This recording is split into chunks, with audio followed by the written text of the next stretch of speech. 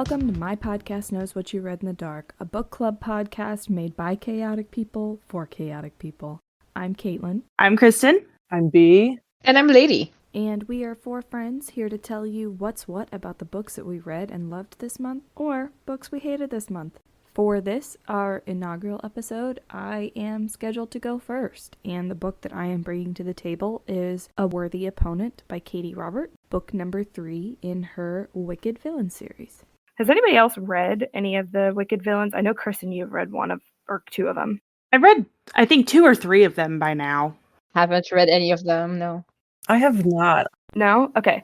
So I'll kind of go into like a little bit of the background of the whole series. Katee Robert, if you've like read any of her stuff, you know she writes a lot of like anthology series. So you can like pick it up pretty much anywhere, and you know, maybe we'll get a sentence or two that mentions what happened in the previous book, but for the most part, you can just like keep on trucking. You don't really need to read the previous books. Wicked Villains is all focused around Disney villains. They aren't like, you know, magical or like Disney characters anymore. They're just like normal people, but their like personalities and like their personal like interactions all focus around the characters that they would interact with in the Disney movie. So book number 1 in the series is Jasmine and Jafar. Book number 2 is a throuple with Meg, Hercules, and Hades. What? Yes. That one is really good. I read that one too. Nice. Book number 3, the one I'm doing, is on Hook and Tinkerbell. Number 4, The Beast, is a throuple with Belle, Gaston, and Beast. My personal favorite. That one was really good. I have to read this. Yes, that was the first one I read in the series, and that one like absolutely like it dug its hooks in me, and I ended up reading 3 of the books in the series in one weekend because it was just like, holy shit, I have to have more of this. Book number 5 is The Sea Witch, that centers around Ursula, Ariel, and Eric. And then book number 6 is Queen Takes Rose, and that is Maleficent and Aurora. I haven't finished all of them. I still haven't read number 1. I read them completely out of order. I read 4, 2, 3, and then 6. And I haven't read the other ones as of right now. But the reason that I chose this one in particular is for 2 reasons. Number 1, I'm garbage and I love pirates. And you all know this. Very Yes. Yeah. So I knew that the Hook and Tinkerbell one was going to be exactly my flavor. But also, I picked this book because it's kind of representative of a little bit of the variety that I really like about Katee Robert and like what she brings to the table. Katee Robert is one of my favorite romance authors, I think, like ever, because she like so flawlessly and effortlessly integrates diversity into like her writing, and her characters are all like so unique and different, even if they like remind you of a character in one of her other books. We all read The Dragon's Bride too. Yes. Yes. Yes. So the protagonist in The Dragon's Bride is like completely different from the way that Tinkerbell acts. Like Tinkerbell is like your typical like, so she goes by Tink, but her I can't remember, and I was gonna look it up. She never goes by her real name in the book, so I can't remember what it is, but she goes by Tink. It's like her nickname. And Hook's real name is Jameson, like the whiskey. So Love it. yes. So she is a employee at Hades sex club in like the main part of the city. That's like the whole thing with this series, is it plays into and focuses a lot on like kink and BDSM and like exploring those different like routes and avenues and stuff.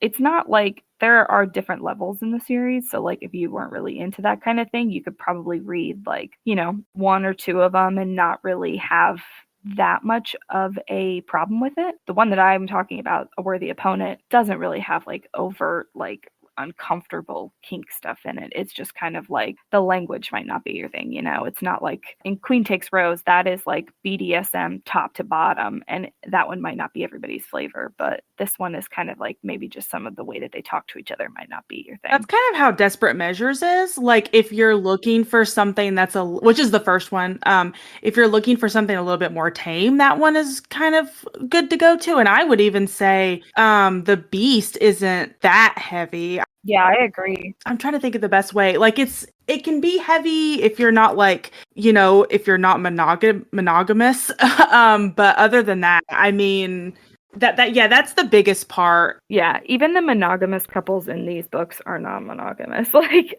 Oh, absolutely. Oh wow. Yeah, which I mean that's a big Not- Katee Robert theme anyway. I mean, she Yeah. says like in all of her books, like they're gonna be queer and they're gonna be poly.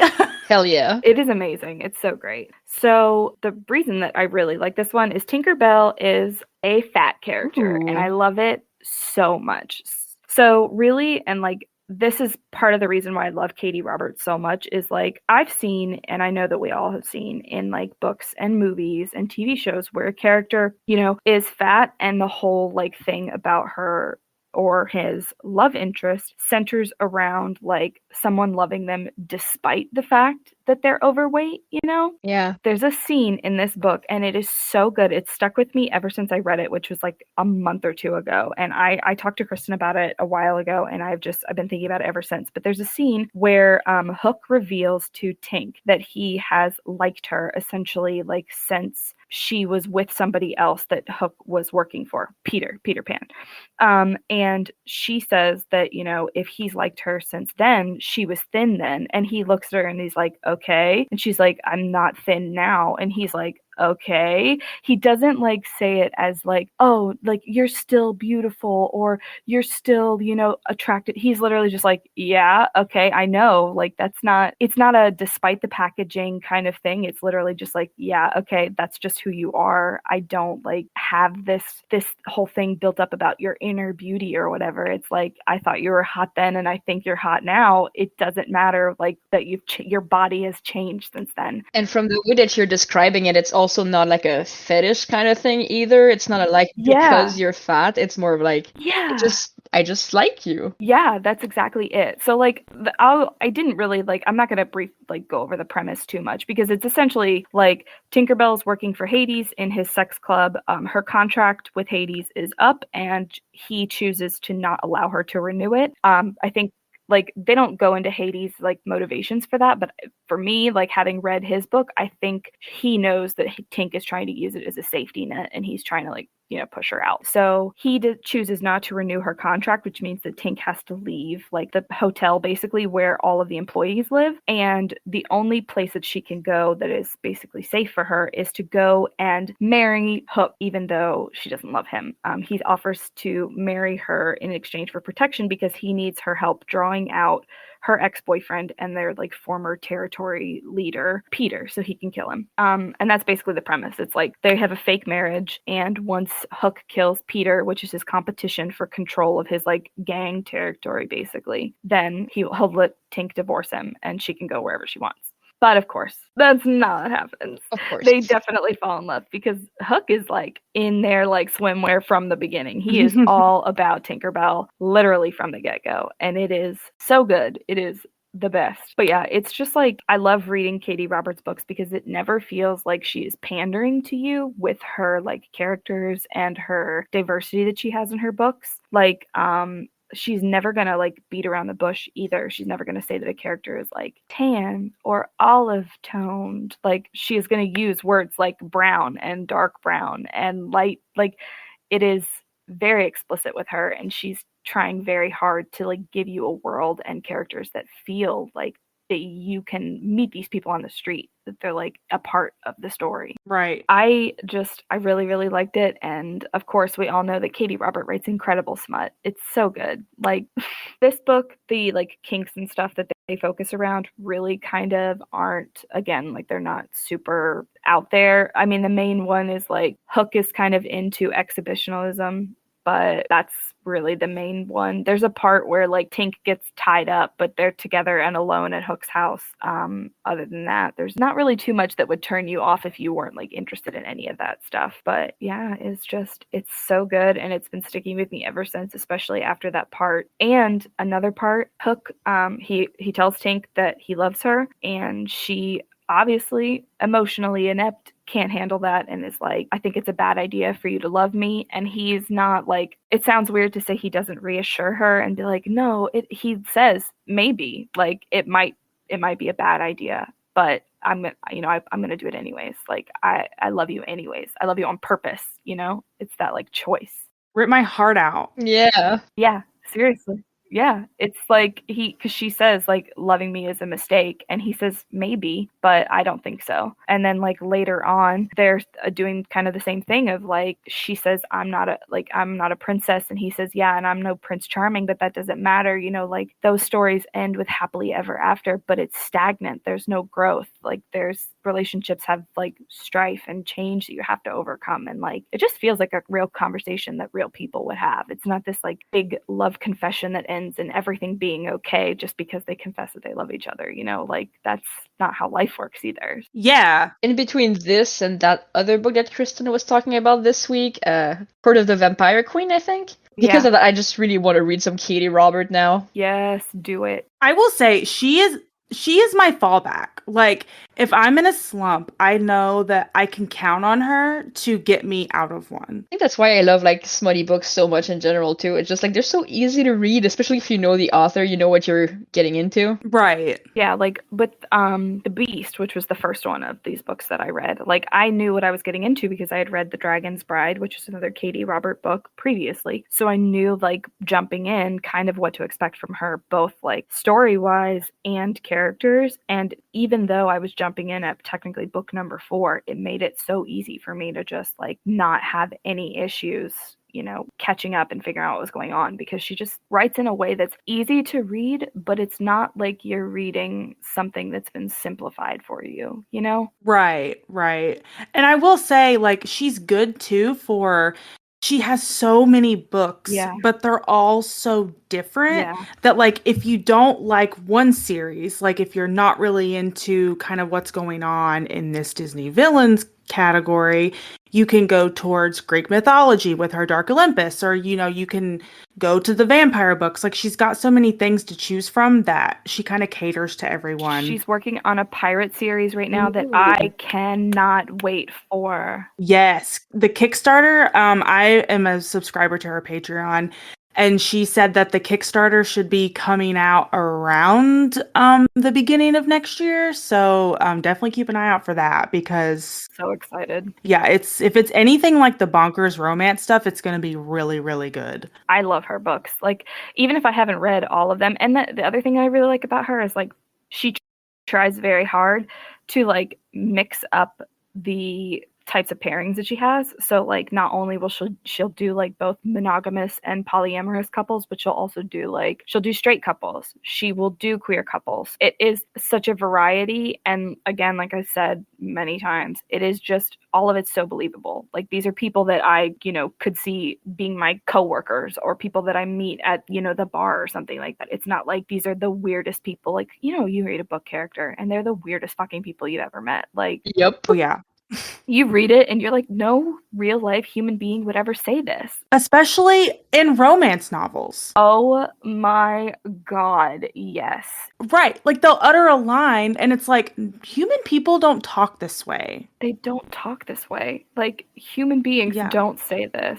And yeah, that is the other thing. Is like, I know whenever I'm fatigued with romance novels, I can come to Katee Robert to get a dose of people that feel like real and like entertaining without being ridiculous. Absolutely. Yeah. Wicked Villains, book number 3, Worthy Opponent by Katee Robert. It's incredible. I think everybody should read it. I will second that, because I have read Desperate Measures and The Beast and another one I can't remember the name of, and they were all splendid. So I need to read more Katee Roberts. I know, I'm sitting here like, I read Dragon's Bride and that was it. And it was like, I missed this in my life.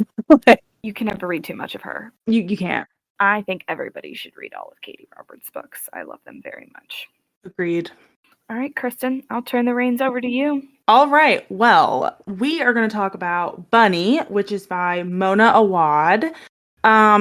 It's considered dark academia in that the story is dark, and it takes place at an elite college, which is a made-up Warren University. But there are so many levels that I have a hard time describing it, because it's full of satire that you may or may not see when you read it. The best way I can describe this book is that it feels like Carrie mixed with Mean Girls.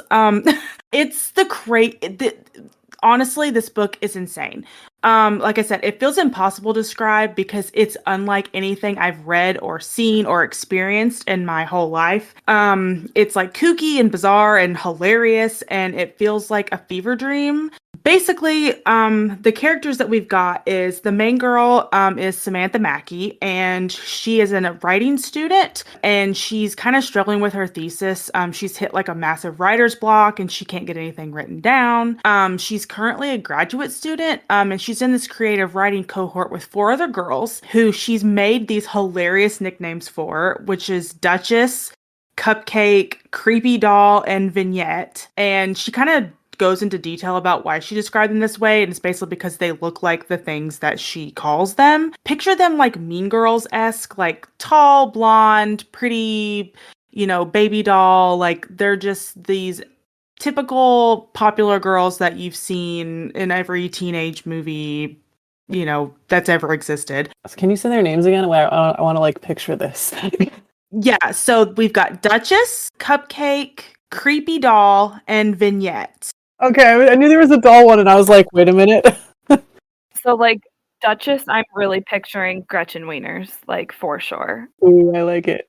That is accurate because she is the Regina George of this group, which, as you might have guessed by now, they call each other Bunny. It's kind of like their cute little nickname for each other. I just think House Bunny. Well, yes, but also like if they were all like literally bonkers nuts and thought they were geniuses. Oh, good. Excellent. Love it. And let me just say, like, the bunnies, which I'm going to call them now, they are weird. There's no other way to describe these girls. Like, they're just freaking weird. They only refer to each other as Bunny. They kind of like move and speak as one entity. Oh my gosh, creepy. That's weird. Yeah. And like I said, they're all like these baby doll, perfect skin and hair. But they also kind of like give you this otherworldly, sinister vibe that kind of like lurks beneath the surface. Like, it's like when you look at something and you just know it's wrong, even though it doesn't look wrong. They kind of like give you the sense that if you turn away, like they're gonna eat you. It's like the weirdest thing ever. Have you ever heard of a book called The Merciless? Yes, I actually have heard of that. Yeah, that's what this is sounding like to me, as like a grown-up version of The Merciless, because I read those books, and that's basically like they like have a group of like really popular girls, and they invite this new girl, and they end up trying to perform an exorcism on her. So that's kind of what it sounds like to me. Well, it's gonna get even closer. Oh, Jesus Christ. The only other kind of main character at this point is Samantha has a best friend who she calls Ava, and she's like a stereotypical like avant-garde. Like she always wears these like driving gloves.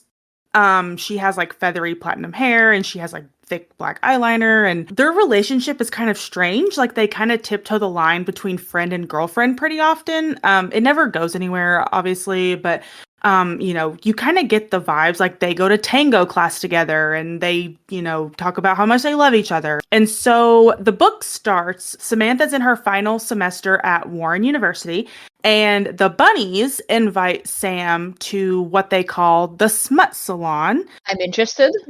Yeah, which is kind of just a fancy alliteration, but it's basically like they all hang out together and talk about their poetry. Yeah, it's not like anything cool or sexy. Ooh. Well, especially with the name Bunny, and we thought of house bunnies or whatever. It was just like, wait a minute. I know, like Yeah. they kind of, when I saw Smut Salon the first time I read this, I was like, oh, this is gonna get really crazy.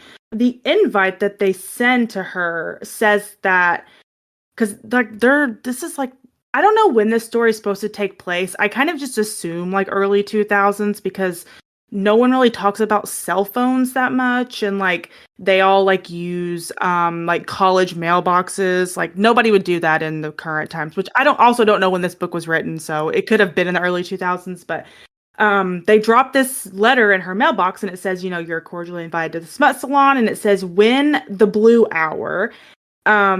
Where, and bring yourself. Which I was like, okay, what the hell's the blue hour? Yeah. But whatever, we go with it. Ava tells her, not to go because Samantha hates the bunnies. Like, she's very different from them. Like, she doesn't fit in with them. Like, she doesn't, she just doesn't like them. And so Ava says, why would you go to this? Don't go. Samantha goes anyway. And it is as weird as you would expect. They are kind of doing like what you would call a workshop. So they're reading like each other's poetry and writing to each other and kind of giving critique back. And there's a part which I want to read because it's literally insane. Please do. The Cupcake is reading a excerpt of something that she's written where she pulls out a Ziploc bag which is full of cinnamon sticks, and she kind of like holds them out in front of herself, and she begins to read this thing, and she says, "If I were a cinnamon peeler, I would ride your bed." I know, I'm like, what? Okay. And then and the whole book reads like this. And so I'm just going to read from this part. It says, as she recites this poem, she begins to shave the stick with long, tender strokes. Earth-colored dust falls onto the table. I look around. They're all listening intently, nodding solemnly. The Duchess has her eyes closed. Creepy Doll is absently petting the fluffy pink tail of the pony, which there's a pony sitting on the coffee table. I haven't mentioned that, but... For some reason. Yeah, just for some reason. Vignette is staring straight ahead with her mouth open. Not sure what to do. I just sit there clutching my drink, watching Cupcake shave and recite with increasingly fast, fevered strokes. Her head is thrown back, and she looks ecstatic, a little breathless. The whole time she recites, the Duchess holds my hand firmly, as if she's seen me through a birth. An unholy laugh rises in my throat, but I hold it in. And, like, if this was happening with me, I would probably cry, because it's the scariest thing I've ever seen in my life. But, like, they all, like, think of it as, like, this erotic, like, hot experience. And, like, it's so weird. And, like I said, the whole book is like this. It all has this weird, freaky vibe. And so, like, things start getting, like, after this, like, from on, and keep in mind, this is on page 38. So, like, you're not even barely in this book, and it's already friggin' nuts. And so, like I said, everything just starts to spiral out of control, and they hold another workshop where they try to get Sam out of her writing slump, which is, oh my god, like, one of them brings an axe. Oh my god. There's blood sacrifice. Nice. Yeah, they bring real life rabbits. No? Okay, I don't like this anymore. Yeah, so, they bring some boys that don't really act like real people, and they kind of move like they move really strange, and they don't speak, or when they do speak, it's like an AI went wrong. And so you're just sitting there reading this, and you're like, what is even happening? Like, you don't, like I said, when you read this book, it feels like you don't understand English. I would describe it as someone who's never done acid. I feel like this is what acid feels like when you're reading it. Like, nothing makes sense. Everything is heightened and strange. Like, no one talks like an actual normal person. We kind of just talked about this. Like, you read a book and no one talks. Like, nobody talks like this. I don't know if this is gonna make any sense, but does it feel like it's on purpose, or is just like the author's not even like the author's trying to write real people but like completely failing at it? No, it definitely feels on purpose. Okay. It feels like it's supposed to read like you're delusional. You're having a fever dream. Basically. And so at some point, like, Sam kind of falls in with the bunnies, and so she starts kind of acting like them, and there may or may not be drugs exchanged. It just kind of, like I said, it gets really, really out of control really fast. And honestly, at times, it was really hard to follow because you didn't know what was real. And you kind of were just like, is this really happening? Is this like a fever dream? Is someone on drugs? Like, you just don't really know what's happening. And so at one point, towards kind of the last third of the book, Ava meets another boy named Max, and he moves in with Ava, and then Sam moves in with the both of them. And so from this point on, like, when Max enters the story is when things like really blast off into space, and they kind of already were in space. Like, we leave the Milky Way at this point. Oh my god. And I can't tell you anything that happens because it will spoil the whole thing. But just know that, I mean, I have read some crazy things. Like, I'll just say it. The twist in this book rocked me. Like, I don't say it lightly. I don't, like, it literally rocked me. I was so stunned that I flipped back to the beginning of the chapter and I read it again just to make sure that I read everything correctly because it was crazy. That you weren't having a fever dream. Yeah, because I was just like, there's no way that I read this right. Like, there's no way this is what's happening with this book. I am intrigued. I say all this to say that I really did enjoy it. When I picked it up, it was kind of hard to put down, and I needed to know what psycho thing was going to happen next. The only thing I will say is that if you're going to read this book, you should go into it with an open mind because it's not going to go how you think it is. Even after everything I've told you, what you read will surprise you. And this book doesn't have a good genre because you could call it humor, you could call it horror, you could call it new adult. You could call it a thriller. It got recommended to me because it was a dark academia thriller. And I say that with bunny quotes. Oh, bunny quotes. Yeah, bunny quotes, literally. But I mean, while I guess it technically is one, I wouldn't put it under that umbrella because, I mean, as someone who is very, very, very into dark academia, this is not one of them. Like, the college and their courses and all that stuff falls way in the back. It's a footnote. Sounds like dark academia is like the genre, but not the vibe of the book. Yeah. I mean, like, for me, dark academia is If We Were Villains, The Secret History. Yeah. It's more like, it takes place at the college, but it's like, it's darker in a different way. Like, this is just straight up horror, in my opinion. Yeah. This sounds like a crossover between Mean Girls and like Heathers, where it's like the main character is going to hang out with the popular kids kind of situation. Yeah. I mean, I've never seen Heathers. And like it's a dark comedy about people in high school. Yeah, high school. Yeah. People get killed. Okay. Yeah, I mean, that's definitely kind of, I guess, the route you would go with this. So, if you don't mind body horror and you like psychological horror. I love both of those things. Yes and yes. With like an outsider joining the popular clique kind of thing. Yeah, it's got unreliable narrators, it's got satire. Love it. Yes. It's got a little bit of everything, and it's a very short read. It's barely 300 pages. So I read it in about 2 afternoons. It sounds like it's right about, like, totally my shit. Yeah. Whenever I first read this, my immediate thought was that I needed to recommend it to everyone because I knew everyone in this group would actually probably really like it. Nice. I don't know what it is. Like, I love as I get older, like, obviously have completely grown out of the high school like romance and like high school stories, but goddamn, if I don't love high schoolers and young adolescents, like college level, I love stories of them going freaking insane. I will read that every time. Oh yes. I think it's because it's just more realistic. Yeah, every high school I've ever met is absolutely unhinged. Yeah, and all the students in it are completely crazy. And like this is like, I know that all these girls are writers, but this is like theater kid stuff. Oh, good Lord. Yeah, I mean, it's straight up theater kid antics. So, like I said, just keep an open mind and hang on for the ride, because the roller coaster of this book does about 50 upside down flips. But if you hang on, you'll really like it. I don't know. At the time I gave it like a 3 out of 5 stars because I didn't know what else to give it because it didn't like change my world or anything. But I mean, it wasn't bad. But it wasn't like, so I mean, it's pretty solid though. Like I said, if you like horror and stuff like that, you'll absolutely love this. It's just, I think my Goodreads review said it was the weirdest freaking book I've ever read, but I didn't hate it. So yeah, that's Bunny. Yeah, oh my god.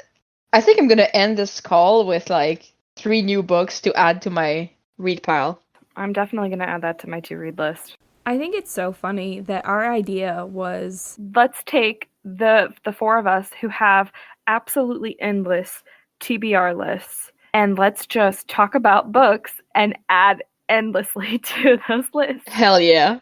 Like, isn't that the point? We were like, let's start a podcast and like only like talk about books that we all haven't read, which I'm fine with. Like, I'm fine with that. Especially since right now I'm trying to like finish, like at least make a dent in my physical to be read pile.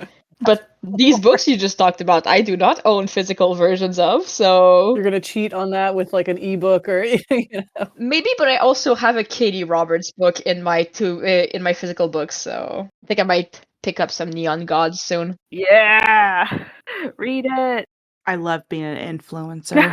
Oh my god, look at you. Start an Instagram or a TikTok or something. No, not a TikTok. Book Talk is the worst place on earth. Oh, you're right. We do not condone book talk here. Every once in a while something pops up and I'm just like, yeah, I have no regrets about not being on TikTok. Well, look at you, look at us already alienating people. Good, go away. But also, like, I completely agree. I am the number one Book Talk hater, so I completely agree with this. Yes, like my podcast knows what you read in the dark does not endorse Book Talk in any way, shape, or No. What's that thing? It's like if something has one hater, it's me or whatever. That's us with book talk. What it like goes for is like if it's a billion and then a million and then like 10 and then me. Like if there's just one, it's me. No, if Book Talk has no haters, then I am dead. Yeah. All right, B. Okay, yeah, it's B's turn, right? Yes. It is. And I feel it's it felt like a mirror image when Kaitlyn started because I also read a book dealing with pirates. And it was the fourth book in a series. And also, so I actually read recently a book called Through Dark Storms by Clare Sager. And it's the fourth book in a series that starts with Beneath Black Sails. And so, interestingly enough, Beneath Black Sails was a book that was an option for, we're all in the same book club. And so it was an option for the book club read in August for its steamy, steamy options in there.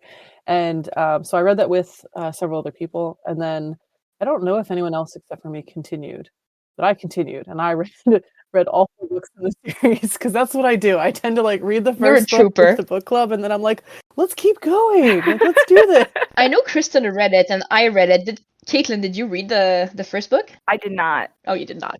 Uh-uh. No sexy pirates for you. No sexy pirates for me. Steamy month is when I read The Dragon's Bride. So I ended up reading a ton. Like I don't do Goodreads, I do Storygraph, and my Storygraph data like has this giant spike from August because I just kept reading. I don't know if I read all of them, but I read most of the the selection from August. I unfortunately read every single one. Yeah, don't read a Lessons in Sin ever. ever. Okay, anyway. Yeah, one of them we pretend that does not exist. Oh yeah, I skipped that, right? Yep, I knew I didn't read it, and then I was like, oh right, that. Because yeah, speaking of things that like are just not for everyone, like the things that you said on the Discord book club chat, I was just like, hard pass. Nope. Yeah. We read Priest instead by Sierra Simone, which was amazing, and it was a good choice. I feel like I completely blocked out Lessons in Sin because I had to look it up just now, and as soon as I looked it up, I was like, "Oh, yep, I remember why I didn't read that." Yep. I wish I could burn the memory of that book from my brain, and yet I can't. I wish I could burn the summary that you gave me of that book from my brain. Yeah, even just the notes, like the things I saw, like I was just like, oh no. No. Okay, but anyways. Well, anyway, so I read. Anyway, we're talking about pirates. Oh yeah. Yeah. So Beneath Black Sails is the first book. There is a prequel book. I haven't read that one. And if you read the prequel, like there's a kind of mystery-ish, although depending on how much you read in terms of like being able to guess the mystery, behind books, you can figure it out. But if you read the prequel, you definitely will know. But so there's Beneath Black Sails is book 1, and then Against Dark Tides is book 2, and then Under Black Skies is book 3, and then Through Dark Storms is book 4. And so, Beneath Black Sails, like several people read it, and enjoyed it, and I enjoyed it. And so the kind of main couple, because there is definitely like a steamy romance tied into it. The main couple, it starts out with this kind of enemies to lovers situation, which all of us met through another book series that involves enemies to lovers. So I think that's also just our thing. Hell yeah. But yeah, exactly. It is our thing for sure. Yep. But anyway, so the first book, right, starts with enemies to lovers, and it really is. It's like a pirate and a pirate hunter. And I don't want to give too many spoilers away. And instead, so that, I will tell you by book 4, you get, that happily ever after. Thank you. That's all we want to know. Exactly. I know. But it's like the series was compelling, right? Like there's plenty of steamy romance and I remember really liking the main guy. yeah. I guess you would pronounce his name Nye? Nye Blackwood. Yeah, I remember. I like this guy a lot. Yeah, and that's the thing. So I appreciated like a lot of the character development, like initial development, and also the arcs for these different characters. And the thing that like struck me the most throughout the whole series is that, there are plenty of romance books that I've read where so much of the plot is like rushed and skipped through. And in that you lose a lot of development, and especially like if you skip that plot through just like a quick kind of like omniscient narrative, you miss the characters going through it and what they go through. And one thing that I think Clare Sager does really well is that you are in whichever point of view you're in. You are in that character's head as they process whatever is happening. And so because of that, so much of this book was like, if people actually went to therapy, like if pirates went to therapy, and like were able to Wow. like, not in a bad sense, but like the way that you could like go through and see how they like developed emotionally through through some of these experiences. And so you start out with this like hot-headed, pretty impulsive, rash, pretty narrow-sighted main character who's only like 21 at the time, has this like really developed like reputation as a pirate. And as like she grows through the series, and you can really see a lot of like emotional and development throughout it, to the point where like she goes from this closed off, like doesn't trust anyone, keeps all of the emotions inside. And it says that in the book, where she's literally like, she calls them weak emotions, but like keeps it all inside until like you watch her be able to get to a point where she can be in a committed relationship and be in a partnership, and where it's not, one of the things we have with a lot of like fairy tales, is that, and kind of like what Kate was saying, but like, you can poke holes in fairy tales and see like exactly what's going to happen with that, right? I remember watching a movie that kind of like played off of this with like Romeo and Juliet, if they like managed to like survive, and then like 4 hours later they like realize they've run out of things that they have in common, because it was like such a quick turnaround. Yeah, pretty much. But so I enjoyed like at times, and I like, because I'm used to romances skipping ahead. At times it was like, okay, all right, so we've finished off this little like plot point or this side narrative, or okay, all right, we're moving on. So at times there were times that like it was like, all right, I am reading a story and we're gonna cover all the things. But at the same time, it was very refreshing, because by the time you get to book 4, you are tying off all the different character narratives. I really like when books, like romance books in particular, like the romance is there and it's present and it's like something that you can engage with, but like that is not the focus of this story, like there is bigger shit going on, there are bigger problems we need to solve, like it is like us together versus the problem, and not like there's a problem going on in the background while we dance around each other, Mm-hmm. And there really is that in this. Like, I mean, because along with the pirate hunter situation, there's definitely someone who comes off as a villain. There's like family connections in that situation. There's history to it, so there's a lot of like there's just so many things that like if you are an adult reading this and have gone through at least some sort of like personal introspection and or therapy, you see these things come up where you're like, oh, that's PTSD, and like, oh, that's There's some history between them. so I really just appreciated like actually seeing the characters work through it. And then there are a lot of other details, like, so there's in addition to the pirates, there's magic in the sense of like fae, like fairy. There's fae in this world. There's magic in this world. There's like monstrous sea creatures of myth in this story, and they're not just like monster. Like there's another layer to their monster and magic that comes up in the series. There's similar to what you were saying about Katie Robert, Kaitlyn, was like there is diversity explicitly like shown in the narration of the book, but not in a like a tokenism kind of situation. And to that, when you're talking about this fantasy world, it's actually like the world, but there's almost like it's the side narrative of if colonialism hadn't really happened.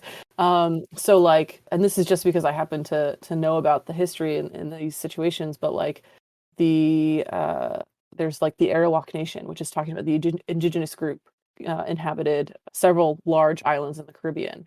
And so being able to, it was very like, refreshing is not the right word, but like definitely as a person who studies history and knows this, it was a nice little like catch for me, like, oh yeah, I know about that, and like England in this is referenced as Albion, right, with an ancient name attached to that.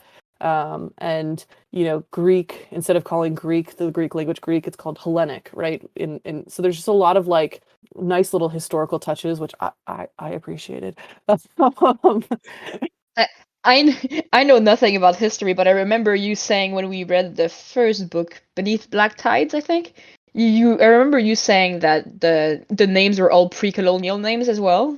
Yeah, there's pre-colonial names, and it was like I appreciated that. And in the sense there's also research to it, and also that it tied in with like being able to like it also fit with being able to have a much more diverse group on the boat and people on the different islands, because it fit. And it is one of those, I mean, if you're aware of it and you caught it, it did have you a little moment like, what if this didn't happen? Like, how would things have played out in the Caribbean in terms of trade and, like exploration and this time period of what we consider for like pirates, like what would have happened if it were like slightly different, Kaitlyn, you need to read this because Nassau is still a pirate haven, and like you, right, as a Black Sails aficionado.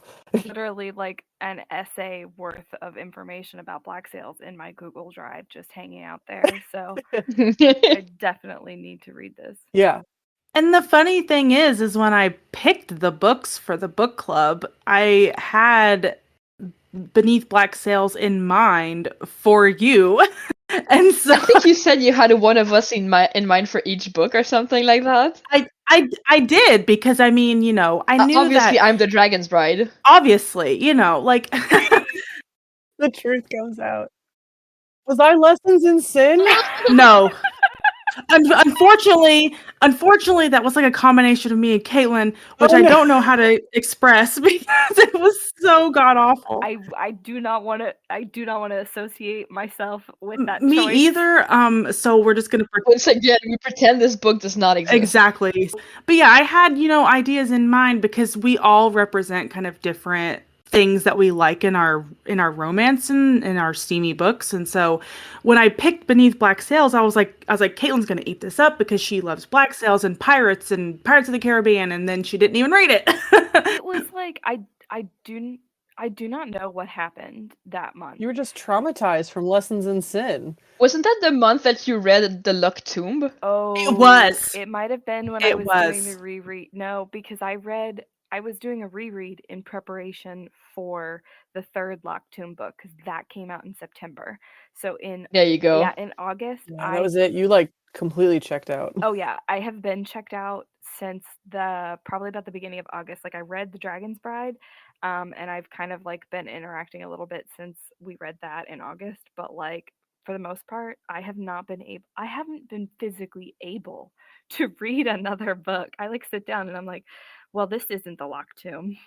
Like this, the people in this book are not Gideon and Harrow and all these other magnificent people. Yeah, I don't want it. Oh, I feel like I need to announce this to you guys. I started Gideon the Ninth. I am my like God. 10% in, if even that. God is real, everyone. I love the in unison taking a breath. We've been waiting for it, yeah. Yes. Kristen and I literally have a channel on our private Discord that is just all about the Locked Tomb because we can't stop talking about it. It literally is called "Shut Up About the Locked Tomb." Amazing. Yeah, it will eat you up and it will not let go. Oh, it will. It will grab you by the throat. Katie Robert is actually reading it right now. Yeah. Nice.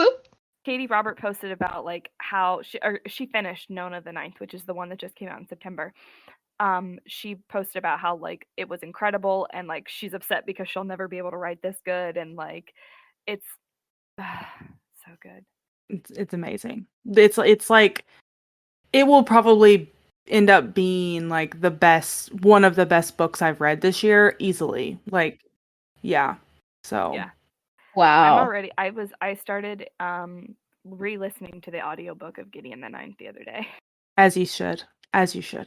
Okay, wait, before I forget, I want to come back to the book that I was. So speaking of just like other things that come up in the book, there is a kill your gaze moment that the author, like even in the author, like afterwards was like specifically Acknowledged? was like, nope, not gonna do it. Oh. And so yeah, I know. So it was just like, oh, thank goodness. Oh, thank God.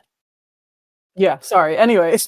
No, that's interesting. I'm glad you brought that up. I will say I really enjoyed the first one.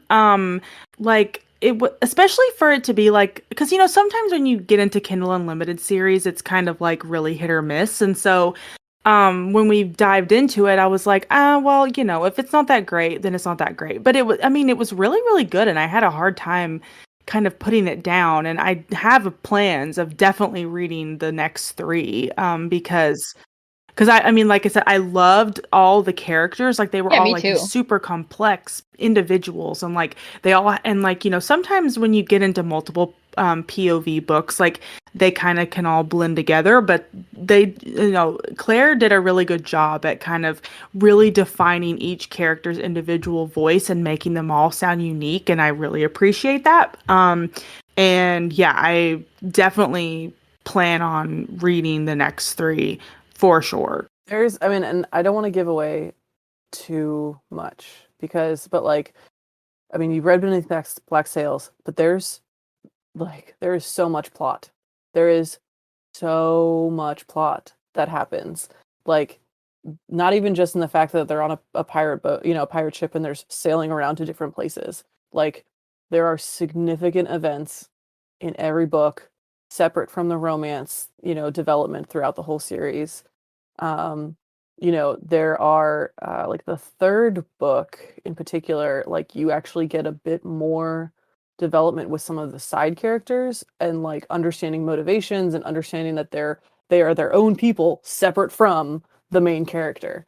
And then even in the fourth book, it starts to hint a little bit more like as all of the loose ends start to come together, that then there also might be like a spin-off series of this based on like Albion, which is England, and the Fae. And I'm also kind of just like waiting to be like, it was hinted at, and like it, you know, Claire Sager like hinted at it in her author notes at the end where it was like, okay, so like you wrote this in 2020, it's 2022, and like I want to know more. Hurry up. Yeah. So it was compelling, and like I definitely kept reading, and it was one of those things like I have the tricky situation where like my chance for reading is almost exclusively like the thing I do right before bed, you know, after everything else is done.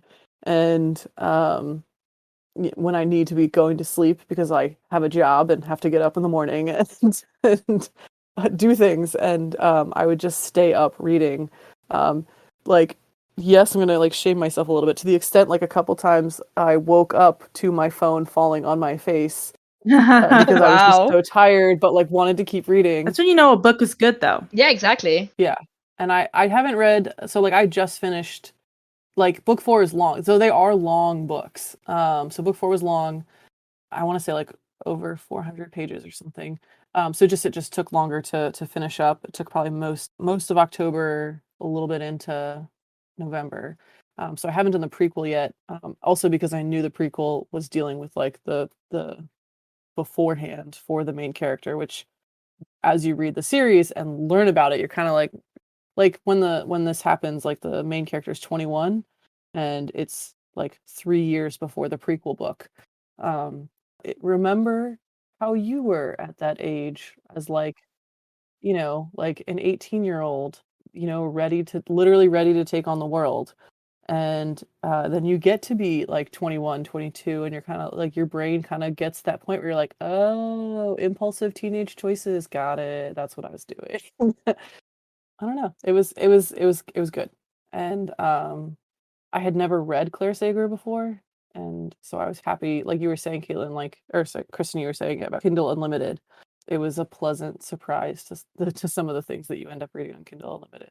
Right. And I think it's her debut series. So for it to be, some of the first things that she's written, and for it to be kind of as solid as it is, and for it to be, I assume, indie published, like, kudos is all I can say. Yeah. And it was nice. Like, I did at least for the 4th book, I read her author's notes, just because I was like, you got here. Like, I don't know. I just like reading authors' like point of views at the end of a series. Because they've been with the characters the whole time. And yeah, I think for her, it was definitely also like a long labor, but a good labor, a labor of love. But yeah, Kaitlyn, you were going first and you were like pirates and like later in the series and like, and I was just like, oh, this like. I was like just inner brain communication going on there. Galaxy brain. Yeah. Yes. All right, lady. Ready? Yeah. So I'm going to be talking about Lauren's Barbarian by Ruby Dixon. It's probably under 300 pages. Honestly, her books are always under 300 pages. Can I just say I'm so glad that you are debuting with this. I'm so excited because like you and I have been friends for a year, like about a year and a half now, and you're the only person that I know who is, well, I mean, other than our book club members who has read this book, and I still know nothing about anything about any of the Ice Planet Barbarian series except for they are big aliens and they fuck real good, and that's it. Amazing. That's all you need to know. That's the entire 22 book series. Yeah, that's exactly it. That's all it is. But I just appreciate your dedication, lady, because you like printed off the list and you've been like going through a checklist. Yes. Like for like 2 years, just like reading one every once in a while. It's your comfort read. But they're comfort books for me, so they're not in the way that Katie Roberts is really good at diversity. I would say Ruby Dixon isn't that great at it. I mean, she's trying, but they really do feel like I want a black character in my book, and therefore I put a black character in my book, and it's very much like she makes it obvious the character is black, and that's their whole personality and stuff like that. But I mean, they're meant to be like fun little books, and everyone has a happy ending, and they're just really a comfort read for me. I really like them. Anyway, so Lauren's Barbarian is the first book in the Ice Home series, which is a spin-off of the Ice Planet Barbarian series. So according to the author, Ice Home is meant to be readable without having finished the original books, but I still think that it's like for people who have fallen off of the series rather than people who's never read it before, because I really don't see a world in which someone could understand anything that's going on if they start with this one. It does the same thing that a lot of the early IPB books do, where they will explain to you what you need to know about the world, but it still assumes that you've read some of the books before and you know most of these characters. But yeah, for those like Kaitlyn who are completely unfamiliar with the series and have no idea what it's about, IPB is an alien romance series where human girls are kidnapped in their sleep and they wake up on this cold, snowy planet. And then when they're on the planet, they're basically dying because the atmosphere is different. So they're given a parasite that will make them survive this atmosphere. The parasite will heal them and let them, like, help them survive and, like, keep their body heat up, but it also mates them to one of the many big blue himbos who only want to fucking make babies. What?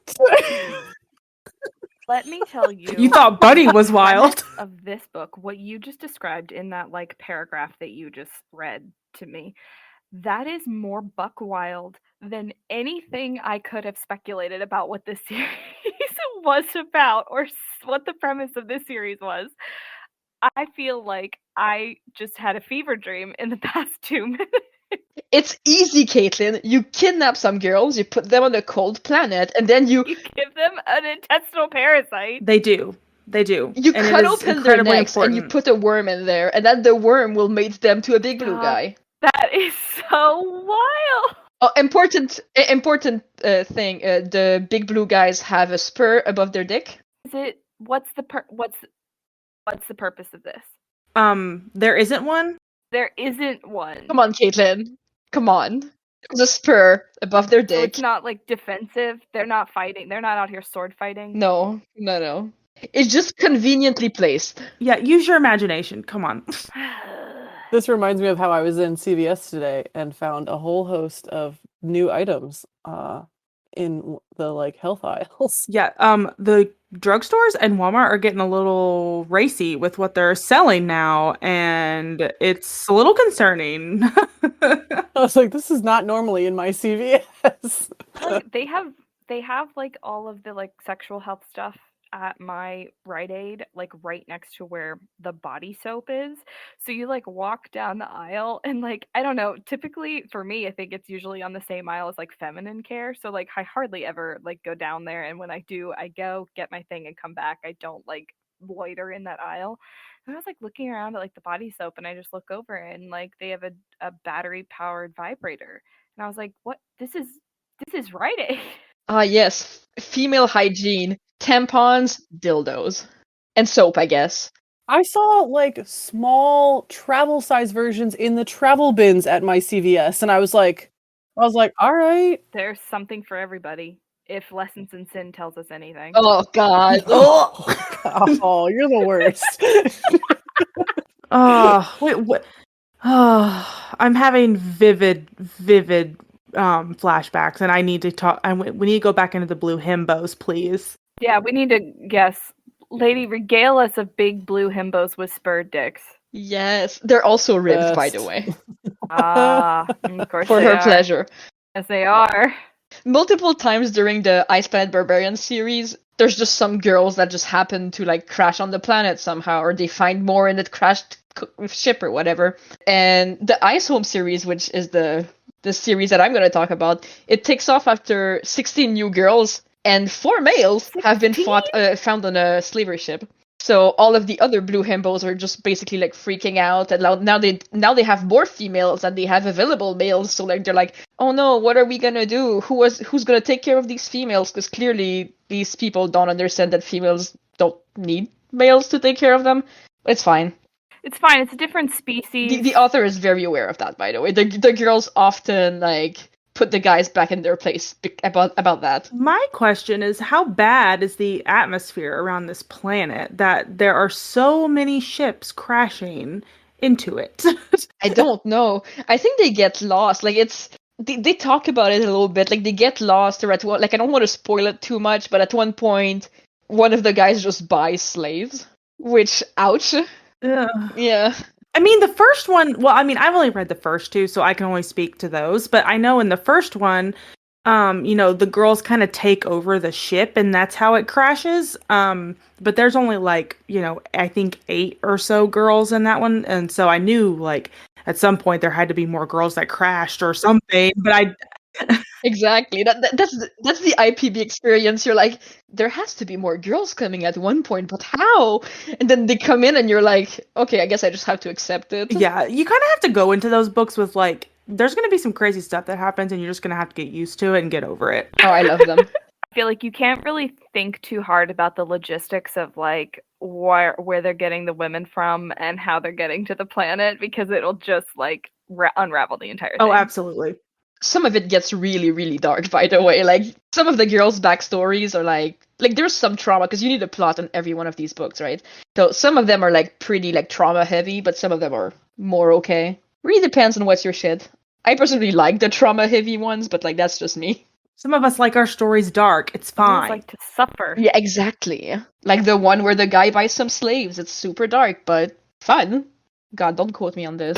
What are you talking about? I literally I'm recording and it's going to go on our Instagram. Forever, yeah. Ever. So yeah, now we have more females than males, and the big blue himbos don't know what to do with this, but like you don't have to worry about that for too long, because our protagonist, Lauren, with her best friend, or her new best friend, Mary, they basically accidentally get shipwrecked on a tropical island, which also, like, listen, I'm a biologist, not a geologist, but I'm pretty sure that's not possible to have like a giant tropical island in your super cold planet. Yeah. Oh, they're on the same. It's on the same planet. Oh, it's on the same planet. Oh, there's just like a mysterious tropical island on there. Suspend your disbelief, right? That's like a regular thing. Is like suspend your disbelief. Yeah, it's fine. Mm-hmm. Okay, yeah. Again, we're gonna just have to pretend like this is all fine. Yeah, exactly. We just accept it. Just imagine, like they talk about like deep down in the ocean where it's like super cold and there's no sunlight and it's supposed to be crushing darkness and there's like those hydrothermal vents and it's really warm. We'll just pretend it's something like that so we can give. Okay. Oh, that explains the worms. I was gonna ask if there was a new parasite. No, they have the same parasite. But yeah, you're not wrong. How are we having worms surviving in the cold? I'm also ignoring the fact that if these, like, this surplus of women, right, have all had to have the worm, then, like, in theory, they are, like, there is a mate somewhere? Oh, yeah. Not necessarily, but there is. So... Yeah, it's kind of like made a point like early on that like you won't necessarily have a mate, but I mean, come on, there's like 30 of these books. Exactly. You know there's gonna be a mate. Yeah, clearly there's somebody for everybody. So yeah, on the ice planet you have too many females, and then these two girls, they go to the tropical island on that ice planet, and they on there they find 3 clans of aliens. They look kind of like the blue himbos, but like not really. So and the blue himbos have no idea that these people are here. Yeah, exactly. No, the blue himbos are like caveman level people. They have no idea what's going on. And then these clans have a little bit more of an idea what's going on, but still not really. And like the blue himbos, they recently lost most of their people after a volcanic eruption. So they're very, very, very happy to see some females come out of nowhere. Obviously. This all feels so familiar. I know, right? Yeah. Our protagonist, Lauren's, her little worm, her parasite, her cootie, as they call it. What? Immediately. Oh yeah, it's called a cootie. Oh, what? Yeah, that's the thing. It's called a cootie, and the girls all call it a cootie. That's scientific. Yeah, I mean, it's a cootie. Her cootie immediately chooses to mate the chief of the Strong Arms clan, because it's the first book, so obviously it has to be the chief. And that this lucky girl's mate has 4 arms, lives in 3 houses with his 2 buddies, and an orphaned baby. He has 4 arms? Yeah, he has 4 arms. Yeah. Okay, I have questions. Yes. Where are the other 2 arms? Are they like ambergris arms? Or like I think they're like ambergris arms, so like coming out of the torso situation. I'd be very worried if they were like on the back or like coming out of the shoulders or something. I didn't even write this in my note, but these people have camouflage like powers for some reason. I don't know why. So they're like chameleons? Yeah. I also have like a biological rejection to how much agency the parasite has. Like you saying that I know, right? The parasite is the one who chose the mate. I would understand more maybe if it was like the parasite like drove them maybe to like, I don't know, a mating frenzy and they had to pick somebody. No, they literally cannot have babies unless they have a mate. Oh my goodness. All the girls in this book are like, this does not make sense biologically. Like, what the hell is I'm glad this? that they're all aware of like. Yeah, like this the does author is not- well aware that it makes no sense. So at this point, you're probably wondering why it's called Ice Home, since they're on a tropical island. And I mean, as I've said, there was a recent volcanic eruption, but these people are kind of stupid and they don't know what a volcano is. So they don't realize that because it blew once, it's probably going to blow again and they have to get the hell out of that island. And since she doesn't speak the same language as them, she struggles to explain to them that they should not stay here or they'll die. I don't understand how this parasite can do so much, but it can't break that language barrier for them. Just like There's another special magic thing that they can do. Yeah. stop. I'm not kidding.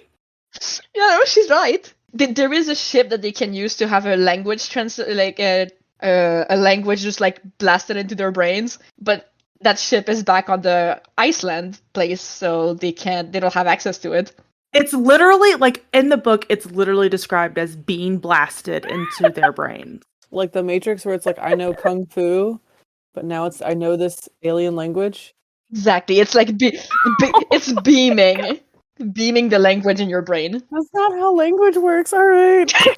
I mean, they do get blasted a lot. So being blasted, that's the worst, like, the worst visual image. I'm just imagining you, like, throwing, like, a language dictionary at someone. That's what I picture, like someone just like slamming an encyclopedia like against your head. Honestly, it's one of the things that annoyed me the most with the guy in this book is that he doesn't even try to learn her language. She's the one learning all of the words for his language. Which I guess, like, sure, there's more of them than there is of her and her friend, but like, dude. Yeah, try, bro. Yeah, bruh, try. This worm says we're mates now, you can at least go 50-50. Yeah, exactly. That's why he's not the superior male in these books. You're right. Anyway, so Lauren learns a few words of their language, and then eventually she manages to tell them that they need to book it from this tropical paradise, because, I mean, it's just gonna blow up and volcano and kill everyone. So all the clans join together and they gather supplies, and she teaches them how to build rafts and how to row, and she sails back, and then with them she sails back to our beloved iced continent with the 16 males from the clans, her friend Mary, and the baby. And so by the end of the book, you're basically back to the ice continent where they bring 16 males for the 16 females that are there. So we've established that these males are different. Are they still blue? Yes, there's 3 clans. There's I'm disappointed. I was hoping they were going to be a different color. Actually, there's some that are not blue. Those are the ones that came in the pods with the other 16 girls. So of the ones that came with the 16 girls, there's 2 red guys. There's one that looks kind of like a dragon, and I think the other one's described kind of like a werewolf situation. Oh my god. Yeah, I know. Apparently he went feral too, so very excited for that one. You got my attention. Exactly. Okay. Excellent. Yeah. And of these people that were on the tropical island, there's the clan of people who have 4 arms. There's a clan of people who just have big horns, which, I mean, kind of boring. All the other guys already had big horns. And then the other one's called Shadowed Cat, and I think they're like kind of like the other guy, like a little bit furry-ish. So I don't know where that's gonna go, a beast but thing going on. That's definitely yeah. I'm not mad at it. I'm interested in the red guys that apparently are twins and apparently are, I think, pursuing the same girl. Oh, are we gonna get a throuple? That'd be kind of weird though. They're related. Yeah. Never mind. Erase what I just said. No, keep it in. No. Yeah, I did say that if an error was unanimously funny, we were leaving it in. So Yeah. Oh, okay. Of course, it's at my expense. Well, Lady already had her moment. you yeah, know? Lady already had her moment talking about the slave trader dude. True. Okay, it's fair enough. I'll point out that all of them have been while Lady was discussing their book, but you know. I mean, yeah. I chose the book and I knew what I was going to get into by choosing this book, so... I appreciate they're you. wildly popular. Like, super popular now. And, like, like I said, we talked about the other day, I saw them at Target. Like, you can get them everywhere now. Like, You're going to be on the CVS shelf next. Put them next. yeah. Oh, yeah. That would be good marketing for CVS, just put a book display there of like romance books. Romance books and then a dildo with like a little The spur. books that you can get at CVS are basically like definitely romance. Yeah. Genius. That was like my childhood. Was like we had to go to CVS. My mom would get a book. And, like, Yes, they're still there. They just like they tried to hide their roots. They like put them over like behind the cards where only like women over 55 go. exactly. And so exactly. they're trying to hide it from us. I will say, for as much fun as we've poked at them, and like, you know, I mean, I inhaled them. Like when I read the Yeah. first two, like I read them all in like a single sitting. You just can't put them down, and I don't know what it is about them that is so interesting. I guess it's because they're just so insane and like wild that you just like have to read it until it's done. I love to poke fun at these books, but honestly, I really, really like them. That's why I keep reading them. And they're kind of a comfort read, and they're stupid, and they're fun, and the author knows, like, she Right. promises you a happy ending with each book, and you get a happy ending with each book. And like every single one of them has like a cute little like honeymoon epilogue that you can read. Yes. Oh, that's cute. Oh, that's something I forgot to mention about mine too. Is like Katie Robert does like bonus chapters for all of the books, and you usually get 3 bonus chapters per book, which is dope because like I know for me, like most of the time I get to the end of the book and I'm like, damn, I want more, which is when I usually would turn to fan fiction. But with Katie Roberts books, a lot of the time you can scratch that itch by getting her newsletter, and then you get like the entire compendium of every single like bonus chapter she's had for all of her books. Well, and she does that with her Patreon too. So like if you subscribe to her Patreon, like every month she does like a vote, and everyone in the Patreon votes for what couple they want to see, and then she writes like you a little snippet that's like, you know, around 1, 2, 3K. And the one that she just did was I can't remember now, but it's like, you know, it's just like a nice little thing that she just kind of keeps engaging with all of these books and couples that she's already released, you know, it's like really, it's really fun, really cute. yeah, it's really Ruby nice. Dixon has the same thing with her Facebook page. Like she has, like I think she posts short stories on there and stuff like that about the couples that she has in her books. I think like part of the appeal of like the Ice Planet Barbarians, like obviously me having not read them, this is just speculation, but like because it is a little bit ridiculous and it does have this like kind of lost in translation like element of this is a completely different way of life than like you've got to cross those boundaries before you get to the happy ending. I think that's part of why it makes it like a captivating read. Very often they're like you can spot the obvious tropes that Ruby Dixon is going for with each book, but like it's not like in an annoying way since they're like romance books and you know what you're there for. They're kind of just fun. So you're gonna have like the one enemy, the few enemies to lover books, and then you're gonna have which one was I thinking about the other day? Like you have one with like the smart girl or like some of the girls have actual skills that they can use on this planet, and some of them don't, and they feel kind of bummed about it. And yeah. I mean, there's like 22 books. There's a flavor for everybody out there. Yeah. But everyone agrees that Josie and Aiden are top tier. Enemies to lovers, perfect. I haven't got to that one They're yet. so good. I'm going to get through them. I think December is going to be a month for me where I'm kind of checked out into anything with a plot, and I'm just going to like inhale a bunch of stuff that is just meaningless fluff, and that's fine. Good for your brain. It's good for It your is. brain. That's what It I'm gonna do is. too. Like I think it's gonna be like a just like fluffy, smutty kind of month. Just take it Yeah. slow. Who has time to think in December? Exactly. Exactly, yeah. Merry Christmas and all that. I tend to do like before holidays, and especially like before like family holiday stuff.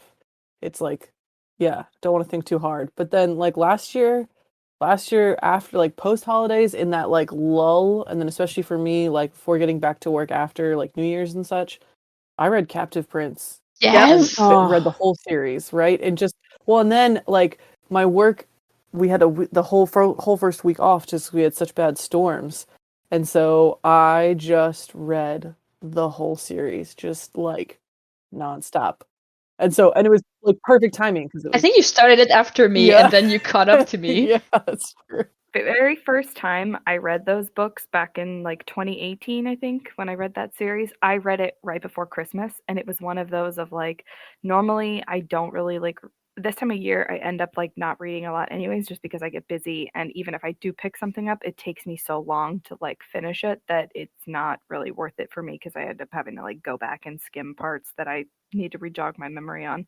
But like I sat down pretty much the week before Christmas, which is doubly busy because it's my birthday and Christmas right in that same week, and read all 3 of those books and every single short story and some fanfic of that series back to back to back to back to back. Yes. Like no stopping. You just inhale them. Yes, you can't stop. Well, and then last Christmas is also when I started reading them, and I was actually in Vegas while I was kind of in the middle of them, and so but the funny thing was is I started King's Rising while I was getting on the airplane to come back home, and I read the entirety of King's Rising on my flight back home because I was just like I couldn't stop, and it's like crack cocaine. Like it's just Yes! You're inhaling it. I will say I could not have read those books in public, like because the yearning Yes! in those books were so good that I was just like audibly just like, oh my gosh, like Every time. Yeah. Biting your fist the whole time. Oh, I know. yeah. And then even just reading like the scenes like where things happen, it was just like I could not have read those. Like normally I can read my smut with a straight face in public and no one knows I the difference, cannot. right? But like that I was like, give me more. That is just like they do that, and it is so much feeling tied Yes. to every moment in action in those books that like you're sitting there and like you want to like squeal as you're reading it. Because I was it's just sitting so there good. like in my small tiny airplane seat, and I had my Kindle sitting on the fold out table, and like there was points where I just had to like lay my head down because I was Yeah. just like, oh my god, this is too much, like I can't deal with them. And I wanted to text Kaitlyn so bad because You she were on was a the only plane. other one that had read it, and I'm like, oh my god, I have all these things I need to say to her, but I can't because I'm on this plane. But yeah, I mean, it was kind of like a struggle to read in public because like you said, like you just have all these feelings and you can't get them out, and I'm just like sitting there trying to look out the window and like not want to throw myself out of it because I'm feeling too many things. Mood. Yes, staring into the abyss of the sky, you know, is gonna calm me Yes. down enough to like It's like I just want to open the window and jump out because I'm never going to experience anything like these two people. No, never. Never, ever, ever. another book series where I loved the historical illusions. Yeah. I want to make a prediction. I think we're gonna talk about either Jordan or Captive Prince in every single episode, accidentally. Every episode. Every episode. B did not specifically mention that it was Jordan, but like Yes, we love Jordan. There you I go. was like, are we gonna go there right away? I was like, part of me wants to, you but brought up that's how we met. Do we want to and- expose ourselves this early? Oh yeah. Oh, I talked about a BDSM series. Let's be real. I thought about it yesterday and I was like, wow, I really am going to expose the hell out of myself on the very first episode, aren't I? I just exposed myself by talking about alien porn. Yeah, it's fine. I know what I'm about. This is my legacy now. It's immortalized. I feel like being as openly honest as we can is the best route to go. And we shouldn't deceive anybody. Just put it all up there. No, I mean this is what you're gonna get. Yeah, we're gonna put it all out there It's my brand. right up front. There's no hiding. You know what you're gonna get. You're gonna get Yes. alien porn. You're gonna get weird BDSM stuff. You're gonna get talk about like the origins of the historical significance it's of books. history or language stuff. I'll jump in. Yeah. Well, so with that in mind, I wanted to ask. Maybe each of us could go through, but I wanted to know like who is your favorite character in the book you read and why. I can definitely go first. There is a side character in my book. His name is Nigel, and he's supposed to be like basically Hook's right-hand man. He's his cousin, I believe. And Like Smee. yeah. Because the Hook has like 2 cousins that are with him. I cannot remember the other one's name, but one of them is Nigel, and that was my favorite character in the book. And then he has like other like goons. Nigel is great because he is very much this person of like he's the character that I feel like the reader can identify with a lot because he's the one watching all of this happen, and like he knows that these two like really like each other. Like he knows that Hook is in love with Tink, and he knows that Tink in her own way like has feelings for Hook, whether or not she's expressing them.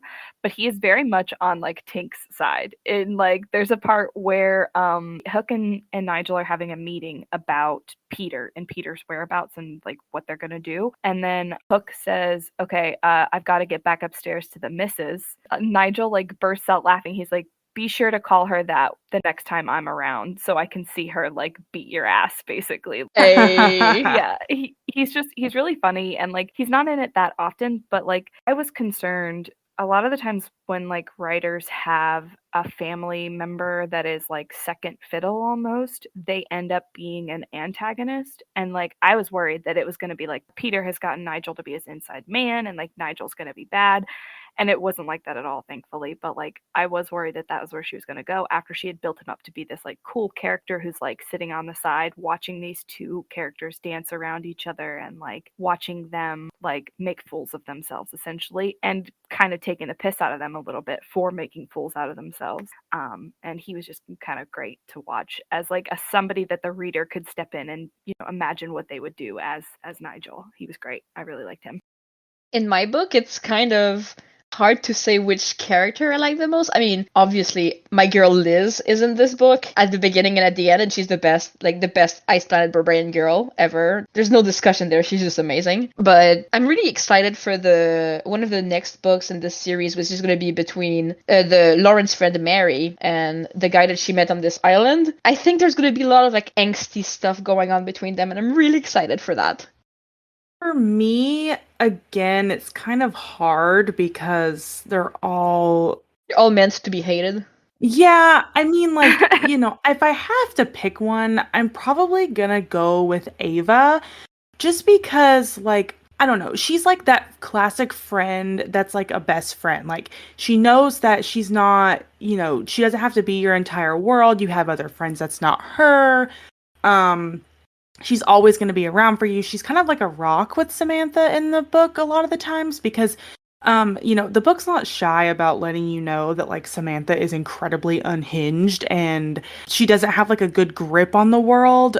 And especially like after she gets starts hanging out with the bunnies. And so, but even through all that stuff, like Ava is with her. And there's a part in the book, and I'll never be able to find it, but there's a part where Samantha tells Ava about something that she did involving Max, which is Ava's boyfriend. And, you know, Samantha's like, "I'm so sorry, you know, I didn't realize I did this, and it was, you know, it was awful of me, and I'm so sorry." And, you know, Ava's kind of like, "Well, I mean, you know, what's done is done, you know, whatever." And Samantha, rightfully as an anxious person she was like, "Are we done? Like, are you going to be my friend? Like, because she's going to leave and to go somewhere and come back. She's like, "Are you going to be here when I get back?" And Ava just kind of looks at her and she's like, "Well, where else would I go?" And so I was like, that's kind of, she's like the friend that I kind of always wanted, that was like always going to kind of confirm to me, like, "Yes, I'm still here and I'm still your friend and I'm always going to be here." And it was like, it was nice, which I don't want to give anything away, but it makes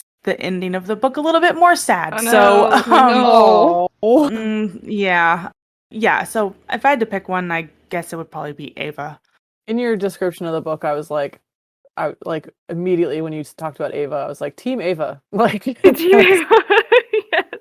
When she first got introduced, I kind of didn't like her because she was so stereotypical, like the cool girl, that I was like, "Oh my God, this is like awful and embarrassing." But as the book went on, I was like, man, Ava's cool. Like, she's like, Samantha's insane and she's still her friend and everything. So, I mean, it all kind of works out. You said driving gloves and like started describing her as like this cool girl, and my brain immediately went to Theo from The Haunting of Hill House. And yep, so I'm in. Like, she could like kill a puppy on page, and I'd be like, yeah, I love her. I love everything that she does. She's like Theo meets you remember like the girl from Easy A, like not Olive, but Olive's friend? She kind of has that vibe to her. Rhiannon. I can't remember her name right now. Rhiannon. Yes, Rhiannon. She kind of has that vibe too. Like, she's like unfiltered, raw, you know, says like batshit crazy things, which all of them do. Let's just be honest. But yeah, Theo meets Rhiannon.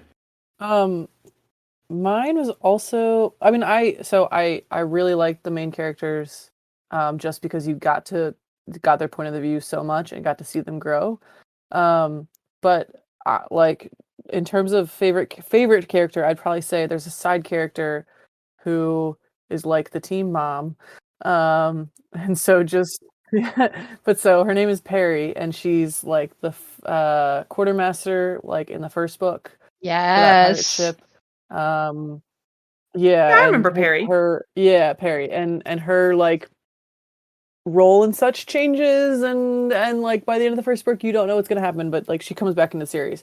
But she's been with the main character Vice like since Vice has shown up, and so has been around for a lot of that. And then she also like she's pragmatic, she's practical, she's level-headed. But she is like the team mom / therapist for these two main characters to like be like, all right, come on, process your trauma, let's go, but in ways that like you would expect. Like she is that kind of, she does serve that purpose in the plot in many ways, but it's not, I don't know, it's not overbearing.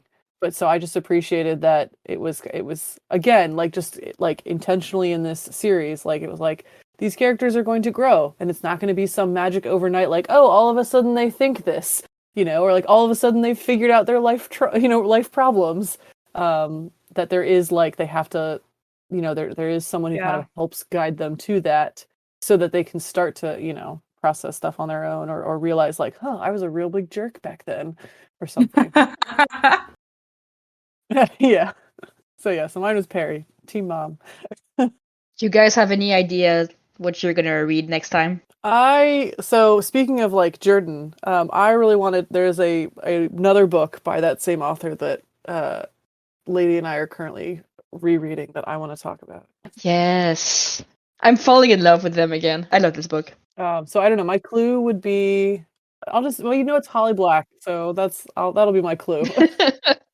I've got like two books that I've been thinking about reading. So the one book that I'm thinking about, my clue would be period drama. Ooh. My second book that I'm thinking about bringing, clue that I have would be magical realism. Even better. Perfect. If we could just mesh those two and create the ultimate book. Yeah.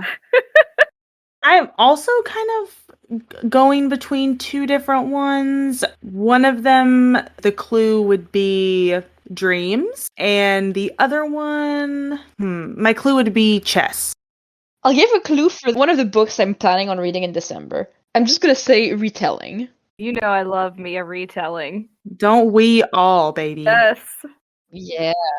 Well, thank you so much for listening, and honestly, congratulations if you've made it this far. Yeah. Right? And if we end up posting this and you're listening to this right now, our socials are at Read in the Dark Pod on Instagram and Tumblr. Yes, and our email is readinthedarkpod@gmail.com if you want to ask us any questions about the books that we discussed this episode.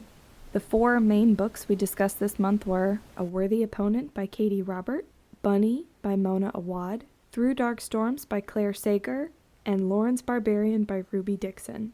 In addition to our main discussion books for this month, we also mentioned Neon Gods and The Dragon's Bride by Katie Robert, The Merciless by Danielle Vega, the Locked Tomb series by Tamsyn Muir, the Ice Planet Barbarian series by Ruby Dixon, the Captive Prince series by C.S. Pacat, the Folk of the Air series by Holly Black. And as much as I hate to bring it up once more, we also mentioned Lessons in Sin by Pam Goodwin.